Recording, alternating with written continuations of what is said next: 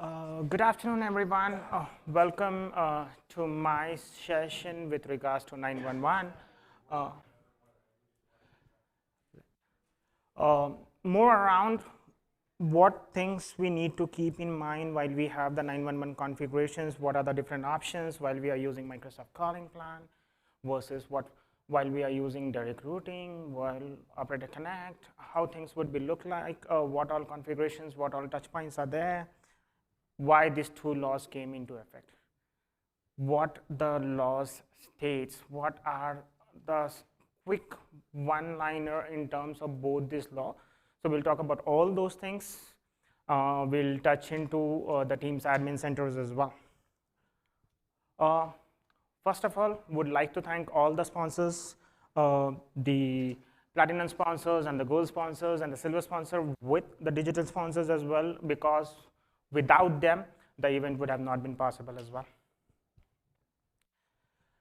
That's the agenda that I'll be covering up. Introduction, something about me, who am I, what I do, what all, how I am impacting not only the community, but also my customers in terms of not only with 911 compliance, but also the compliance around the international regulations for Teams while you are deploying Teams in regulated markets like India, China, Middle East. So we'll talk about all those things about me, and then we'll get into the both the laws, how the 911 services work in the Teams environment right now, and then we'll look into a live demo overall. What are the touch points, and then how those things can be covered up. Most of us or most of the organizations have adopted the hybrid strategy wherein we are working from home, some users are working from office, so we'll cover up all those scenarios as well. I don't have the scenarios line by line in my demo, but we'll definitely talk about those. So something about me, in this industry for more than 10 years, started from Link. Prior to Link, there used to be a platform called as OCS, and prior to OCS in 2005, there used to be a platform for Microsoft that used to be a live meeting services.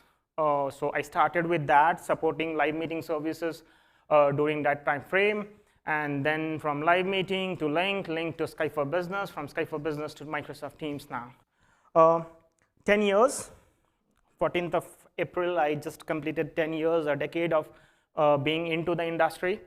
My experience is more around telco because I come in from a telco background and work mostly with different telcos in the States, in different regions, be it Middle East, be it India, in the Asia Pacific region, or even going down to countries like Japan. So I work with most of the telcos implementing Teams voice, because that's those countries, there are a lot of regulations, the local in-laws, the telco regulations, because of which you need to have those settings or the configurations that needs to be kept intact.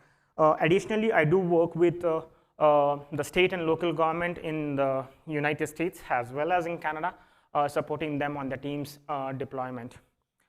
I am basically based out of Toronto, work for a company called Softel. And with that, I am also a Microsoft Teams MVP as well. So I have my own blog post, which you can follow in terms of what's coming new, what's the new feature functionality which Microsoft Teams is bringing to the table as well, and then what changes are happening in the latest regulations for country to country based on the new updates that are coming across. Let's talk about both the Kari's law and the Baum Act. What does both the laws state? What is the prime, why both law came into effect? What are the various reasons and whom they are named after? Pretty self-explanatory. The Kari's law, in simple word, it tells that when a user is dialing 911 in the United States, you should not have a prefix to it. There should be you should not dial, you should not have a user dialing 9 and then dialing a 911 call. 911 should be independent of your prefix dialing. That's main motive to have Kari's law in place. And that's the main thing, that while any has not only has a Teams administrator, but also has a telco admin, we need to ensure that that is intact, and we are not having those services while you're dialing 911. You don't have those services in place while dialing 911. Things should go seamlessly. The second law is Baum's Act. What is it? What does it say? Baum's Act states simple thing. When a user dials 911, provide as much as information about the user's exact location. Now, when you say exact location, does it mean if I'm providing the building information, that's more than enough? Everyone have its own ways of looking at it. Does it means that if I have two offices in the same building, or one is on the second floor, the other one is on the third floor, does it mean only I need to provide those floor information?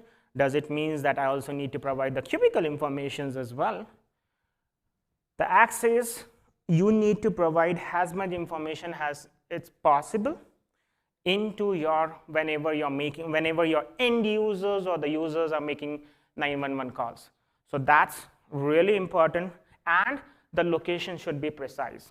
It's not like now we have seen such scenarios wherein users are working from hybrid, working from home, working from office. Both options are available as well now.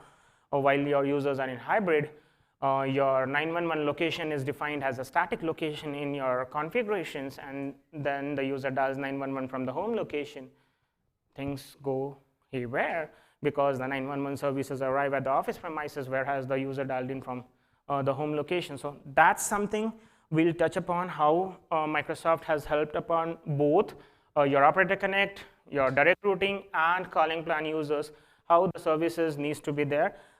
With both the laws intact, both the laws coming into effect last year, one thing that we have found is all the customer or all the admin needs to ensure is the end user training, and the end users are informed what they need to do when you are having the telephony services on Microsoft Teams, what they need to have in place while they are working from home or while they are working from the office location.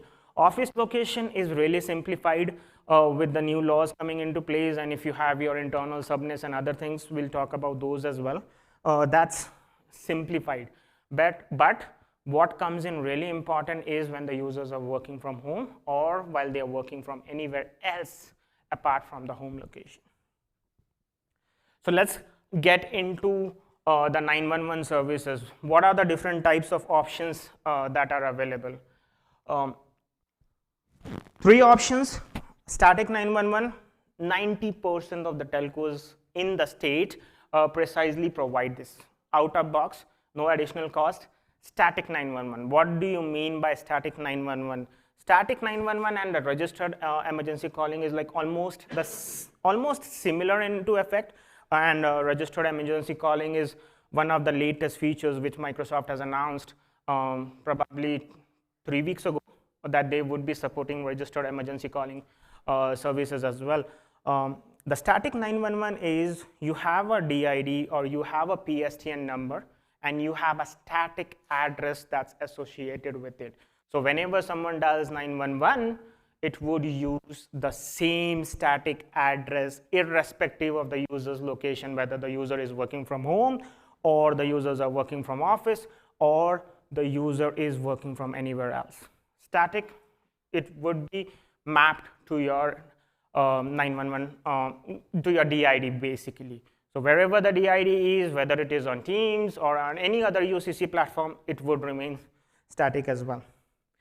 Registered emergency calling is one of the added benefit features which Microsoft has announced, and this is majorly what use cases that I was discussing with various telcos, and they mentioned that this is something really important for them because static 911 is something that's is not that relevant now, but registered 911 or the registered emergency calling capability, what it would allow is phones like common area phones that are kept in your lobbies. Those phones doesn't require to have dynamic, because those phones are always static. They would be always in the same premises, same locations. So that's where registered emergency calling capability comes in. And dynamic one is whether the users are working from home or the users are working from office, the emergency address gets updated automatically, provided the location service is enabled onto your desktop. We'll look at the location services as well, and what things would be available and what needs to be enabled. But that's more about the 3 ways right now which Microsoft is supporting your 911 services.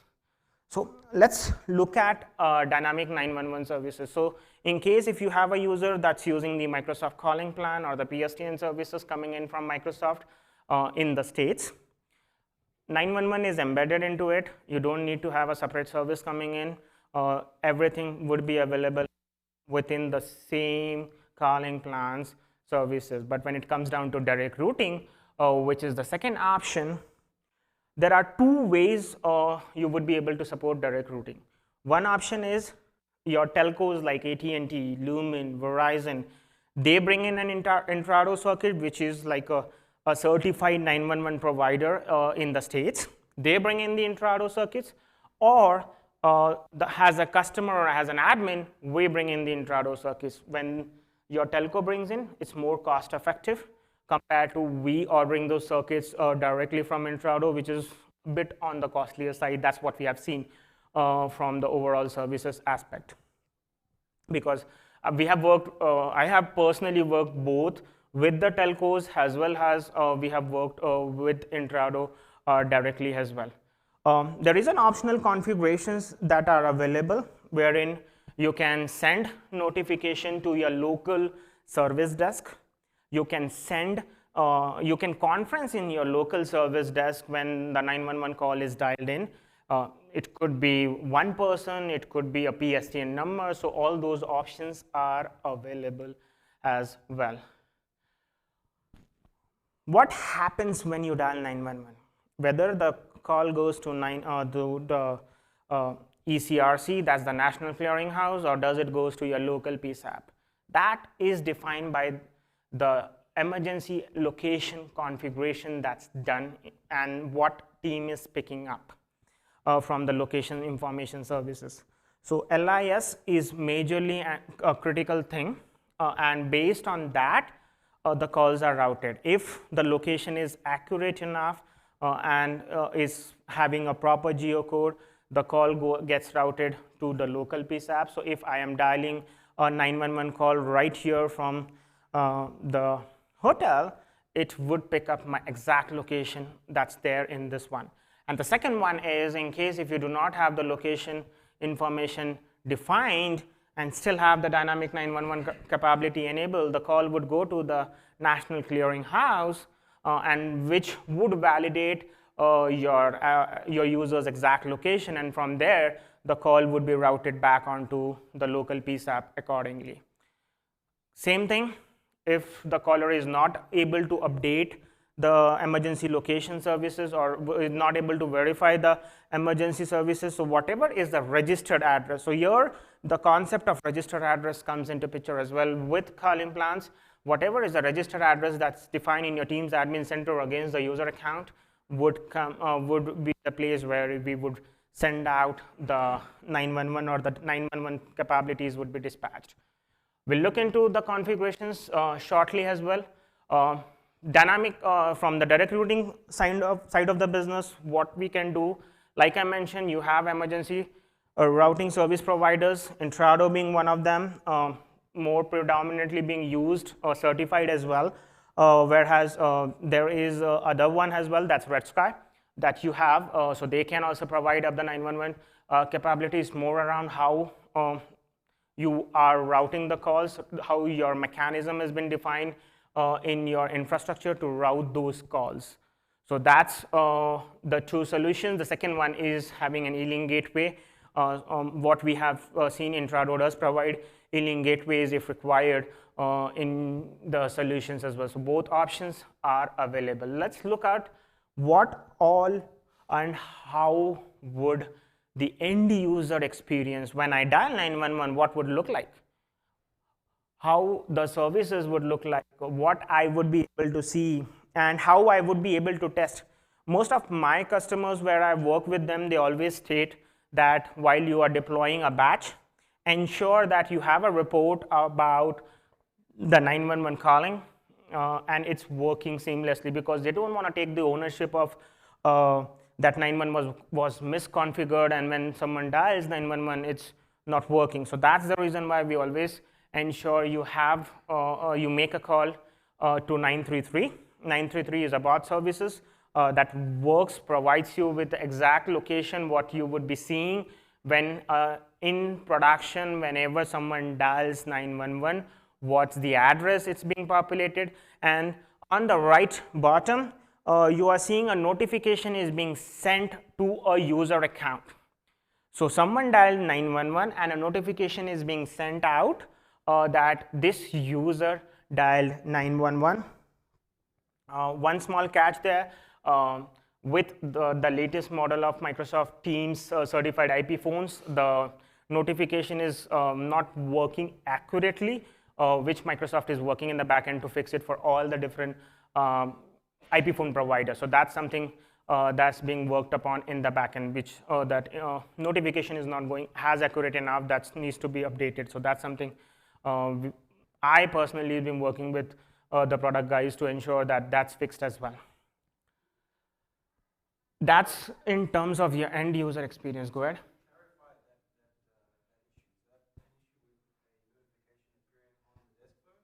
No, the notification, the one that you're seeing on the right hand side, like an important notification. So what's happening is when you make a call from a certified IP phone or even your SIP gateway certified device, that is not showing which user called, showing someone dial 911 from a location. It's not showing like which user dialed in, which is really important when a notification is being sent to a group. And then when you have a distribution group of 5 or 6 people and they get a notification that someone from this location, but which user you don't know, that's something that needs to be fixed up as well. So that's how the overall experience for end users would look like from the 911 standpoint. So let's go deep dive into firstly, let's look into how things would look like when you have an end user logged in. I'm logged in from this location. That's what it's being captured here. More accurate enough, I have my Windows location services enabled as well. That covers up Teams. So you need to ensure that your Windows location services is enabled when your users are working from the when the users are working hybrid. This is something that needs to be enabled. Second question always comes in is my users travels internationally. I have users who travel frequently internationally. They go from states to London or to different location. What should I need to ensure? Because the user's DID remains the same. You need to only ensure that users are not dialing 911, because that is something that would not be supported, because internationally having the same DID, there is a lot of issues in terms of the telco aspect, but 911 would not be available and when your users are traveling internationally into a different country altogether. So that's something from the end user perspective that we need to be mindful of as an admin, what's updated, and while we are training the end users, what's there. The second question that I frequently get is, as an admin, what is my liability? What should be there? Should I configure all the home addresses for all my users in the Teams admin center, or I should only be worried about the office location? As an admin, whether you're using calling plan, whether you're using Operator Connect, or you're using direct routing as a solution, as a telephony admin or a Teams administrator, the liability is only your office premises. If a user is not updating the accurate address in the Teams application, that comes in more from the end user perspective. The only thing is when the emergency address is not updated by the end user, the calls would go to the national clearinghouse rather than going to the local PSAP. So that's the only difference. The calls will still go through. The calls will not be stopped. The calls will still go through, but instead of going to the local PSAP, the call would go to the national clearinghouse, and then based on the conversation, the call would be routed to the respective emergency local PSAP accordingly as well. I have one office location that I have defined. Let's look at first. Let's look at okay. First, look at the emergency policy. Where do we have, or what do we need to ensure that when my users are working from hybrid location, what policy needs to be there? So you need to have this configuration turned on. External location lookup mode. This is what would allow the Teams application to understand whether the users are working from office or they are working from anywhere else. Anywhere else could be any location. It's not mandatory that they would be working only from their home location. It could also be a possibility that they would be working from a Starbucks and taking calls that way. It could also be a possibility they might be taking the calls on their mobile device. The one exception to this one is your mobile device.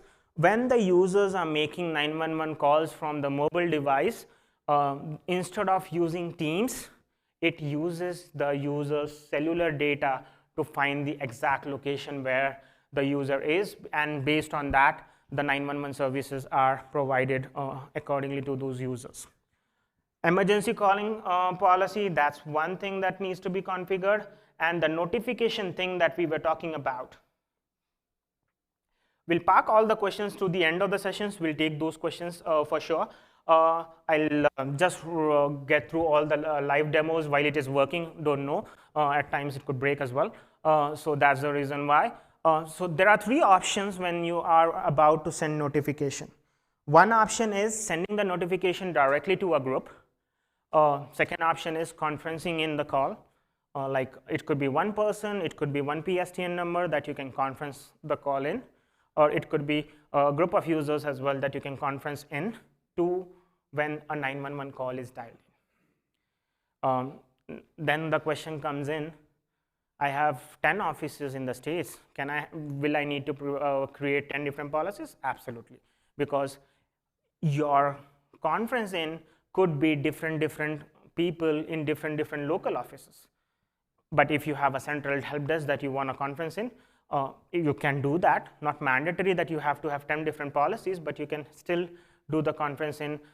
What we have been recommending our customers, if you're doing a conference in, whether it's in a muted and unmuted mode, either of those you're doing it, do it with a local team, because the local team would be able to assist the customers much more, or the one who is in need of the 911 services much better than anyone else. One thing that we need to understand from the notification standpoint is conference mode muted. If someone is getting conferenced in a muted mode, unfortunately, by design, they would not be able to unmute the capability. So that's something that we need to be cautious enough while we are configuring these policies. Let's look at emergency location or the emergency address. What I have places. One is my New York office. Does not have much information. It has only the street address. You can see the address specified here. I don't have any places that are predefined here. So in case if I have the office on the 34th floor, I need to define what exact places is it. That's one thing. The second thing is all my internal subnets. So whatever internal subnets I have been using, we would go ahead and define those internal subnets into my subnet definitions. We need to have those internal subnets predefined. What Teams uses to understand whether the user is working from office or whether the user is working from home or anywhere else, we could call as work from anywhere apart from the home location, is either one of this combination and your public IP address. Two important parameters, either your subnet and public IP, Wi-Fi access point or public IPs, switches or public IPs, and port or public IP. Public IP is mandatory thing, but subnets, Wi-Fi access points, switches, this is the secondary thing that it can choose. Whichever match happens first is what it would pick. So if it picks up the subnet first, it matches it, subnet and my public IP is matching. Based on that, okay, the user is working from the New York office. Second, it could be a question that when a user moves from New York office to your Atlanta office, what would happen? Automatically, based on the subnet or the Wi-Fi access point they would be connecting to, the user's emergency address would automatically get updated. But during the journey from New York to Atlanta, when the user is traveling, in that state or in that scenario, the user would be working from anywhere. It would not have the updated address. The user would have to update the address. Where does the end user needs to update the address or confirm the address is in this dropdown. I need to confirm I'm working from this option or I'm working from this address. This is the accurate address where I am currently. Based on that, it would automatically route those calls to the local PSAP. So if I confirm it, it's asking me what exact unit number are you in. I'll not provide that. I'll click on cancel, and then let's look at the other scenarios. Subnet, Wi-Fi access point, switch details, and the port details. Any one of the combination that it goes with public IP address. Where do I define the public IP addresses? The public IP addresses is defined here. Here in this, I go ahead and define the public IP address and the network ranges. This is where we would go ahead and define the public IP address. Multiple offices, multiple things, define it. You need to have the public IP address that accurate enough. So that's in terms of your the public IP addresses. Let's look at how my configuration looks like for Atlanta office.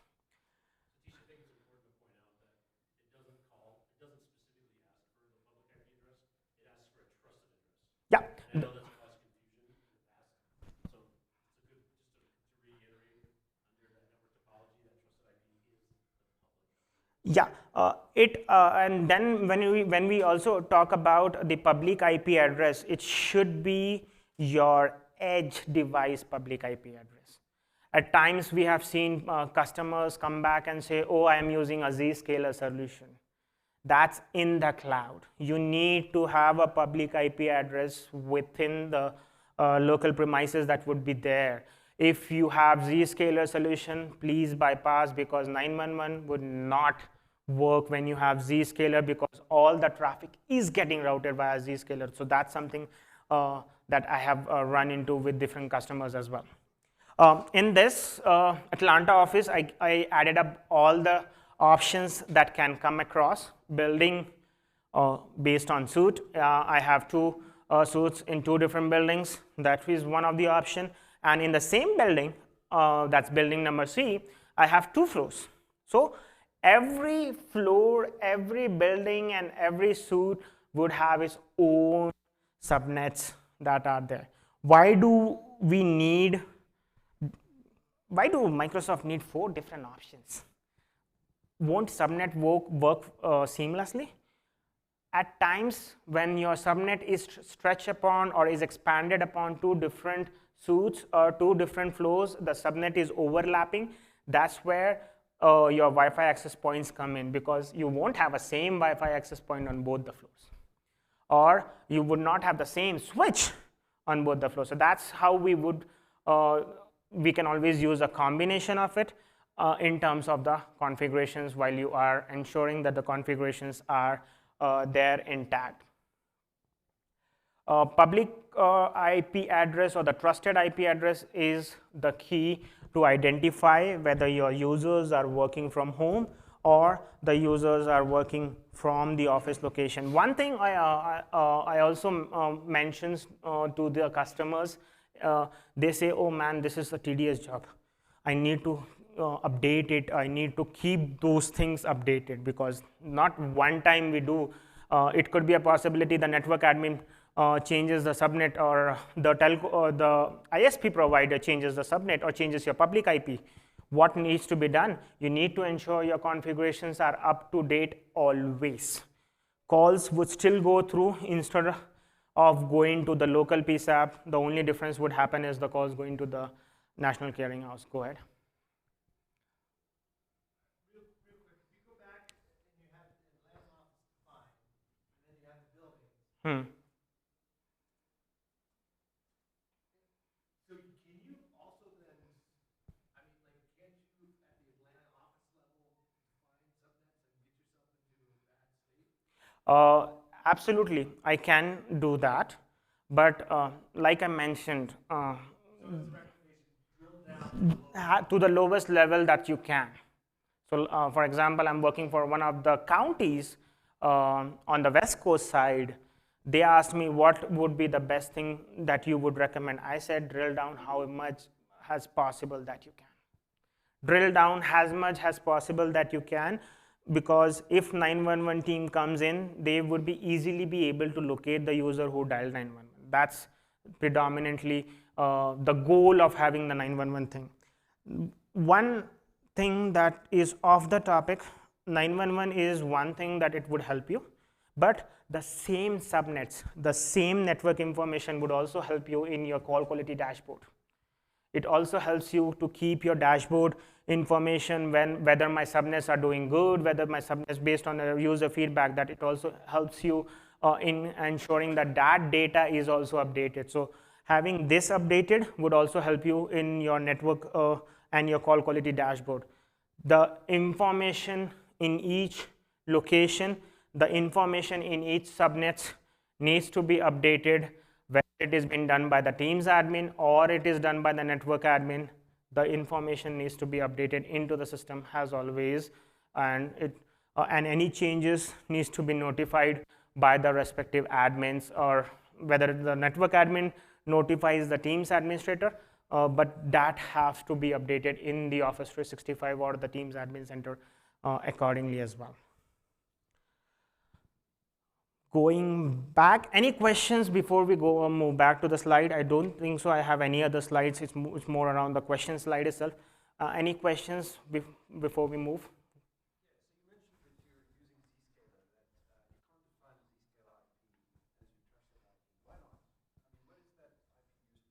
Okay, you have 10 different offices. Your Zscaler office would have a Zscaler IP address would be the same. How will you distinguish which user is coming in from which offices?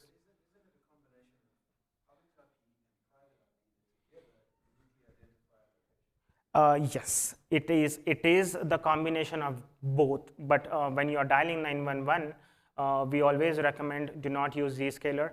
Same thing is, there was one more provider that I was running into, don't remember their name, but it's always recommended, and it's Zscaler themselves recommended you bypass it.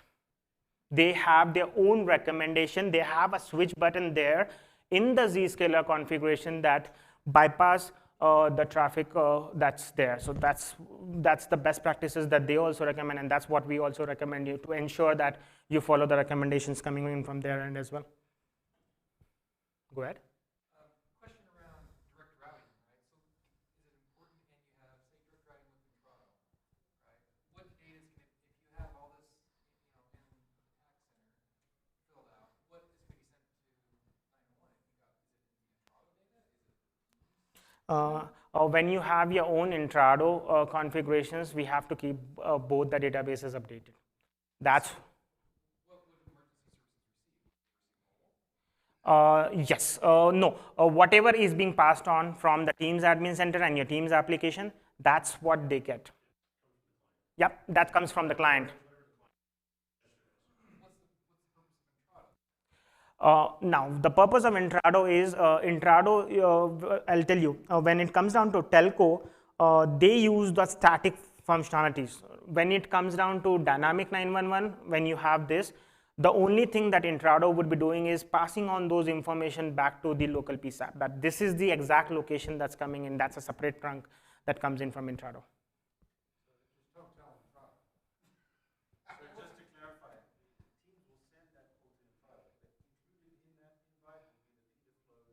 That's correct.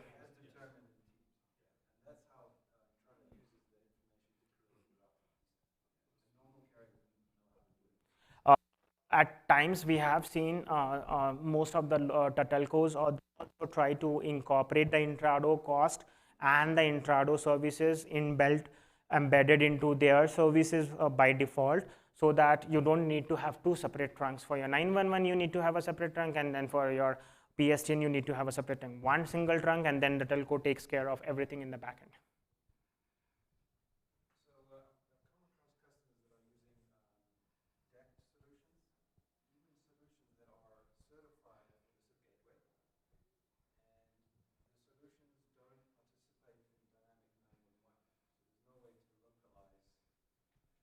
In that scenarios, your registered address is the second thing that comes into picture.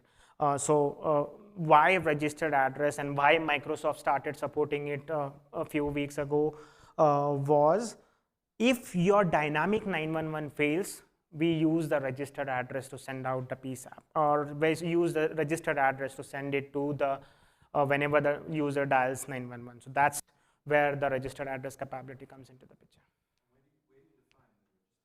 The definition that you do. Yep, in the user account you provide. If I go back to my users. Yep. Now that is the reason why earlier when we used to define direct routing users, we never used to define emergency addresses. That was the concept. We never used to assign emergency address when it was a direct routing user, but now you can go ahead and define it. That would be working as your registered address here. So does that supersede anything that you may have on location, or does it? So in the case of the common area device that doesn't have an actual client that's going to pull an address, it knows, Teams knows that, and it will then use the registered address. So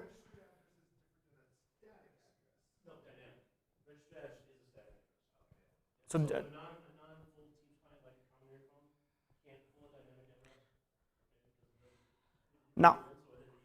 Now the question is really good enough. What's the difference between a static address and a registered address? Your registered address is defined in your Teams admin center, whereas when it comes down to your static address, that's mapped to your one-to-one DID, and that's mapped with the telco. That's what you do, mapping with the telco. That's what we do, a mapping in the Intrado portal. That's called as a static thing. So that's what is coming in. But when you have a registered address concept, that is defined here within your Teams admin center.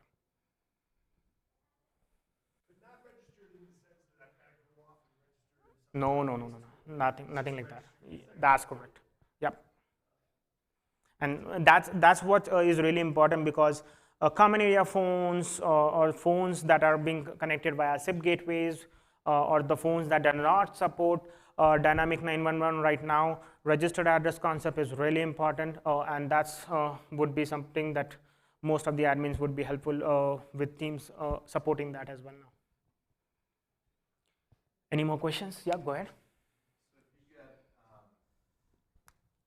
they actually are disabling location services on the PCs.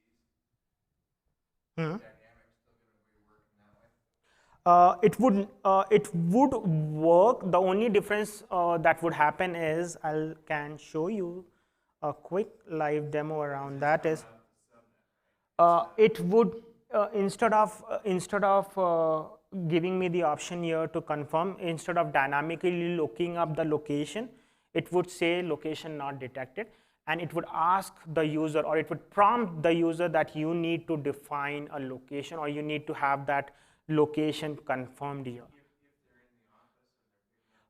If you are in the office, it would automatically pick up. You don't even need to do anything.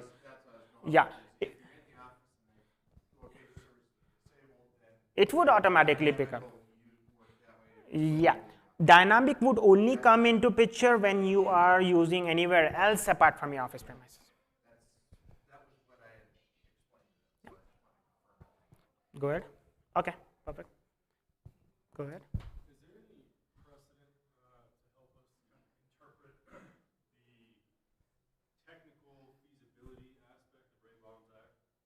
I mean, in my environment specifically, we have hundreds of buildings, thousands of rooms, probably tens of thousands of switchboards. So that's the only way that we can go. We can't do subnetting or really wireless access point gives us problems as well. We try to do our best, but what I mean, is there anything to tell us like actually where those boundaries are, where the lines are? Coming back to that, it does not give you a specific definition that you need to have this granular level of access or granular level of information.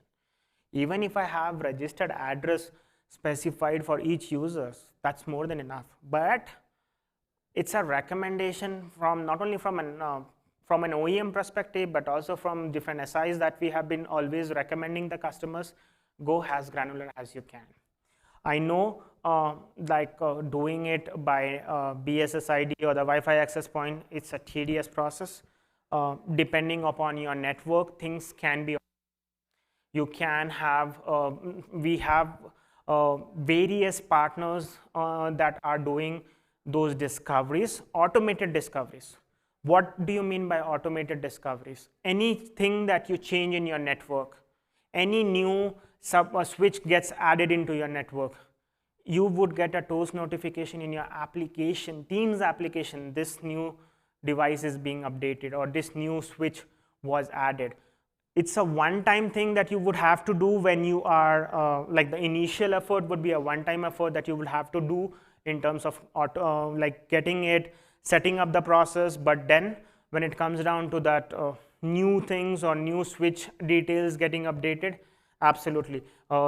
There are products that are available in the market that can be utilized as well. Additionally, I think the law states every 400 square feet you could place an emergency phone. So that way you're only managing emergency phones and not trying to manage an old network or network that the dynamic IP addresses are changing constantly. So you could do it just simply by space. Okay, you have to verify the law. I think it's 400 square feet. So if you do have a lot of buildings, you put a bad phone on the wall or a red phone on the wall, primary phone, give it a static address, and you'll fulfill the rule at that point. Do individual states have individual laws? Yes. Every individual state. How are they supposed to keep up with that? Depends upon the requirement, every individual. Yeah. Generally referred to their legal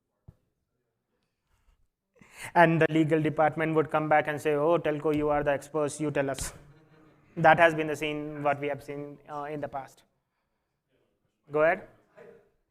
So traditionally when you were doing dynamic, addressing, you can have a PID flow. If you did a registered address, does it still come across as a PID flow? Yes. It is still coming across the PID flow. It's constructed. Correct. Correct.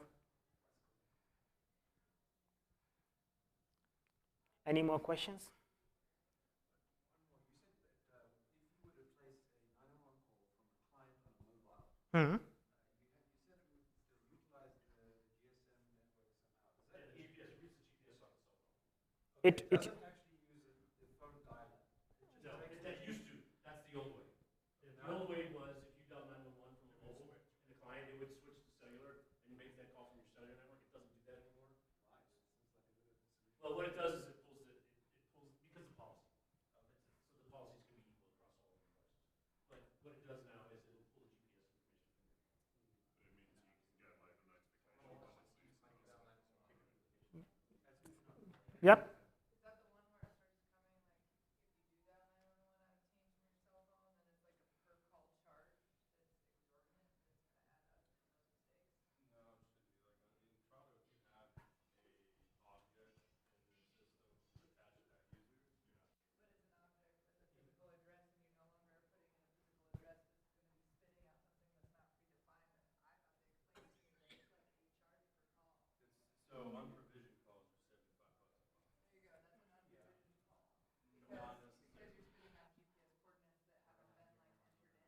But as long as those calls are genuine calls, you'll not be charged. If your user is dialing in from your Teams application on your mobile device and it is picking up the geolocation and it's a genuine call, you'll not be charged, even though those locations are not defined. Same thing is working when your users are working from home. The locations are not defined in your tag. That's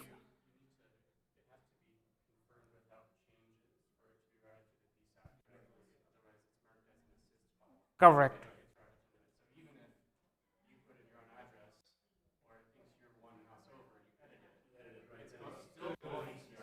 Correct.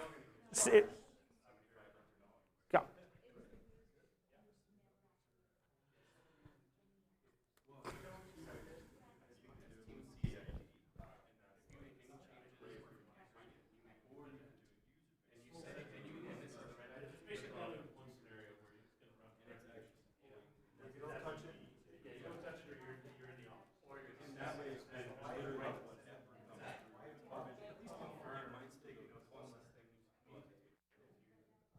Well, and a lot of these rules were set up just to check the box for regulation. Microsoft, you have to figure out. Guys, let's sorry, guys. Yep. Yeah. Yes.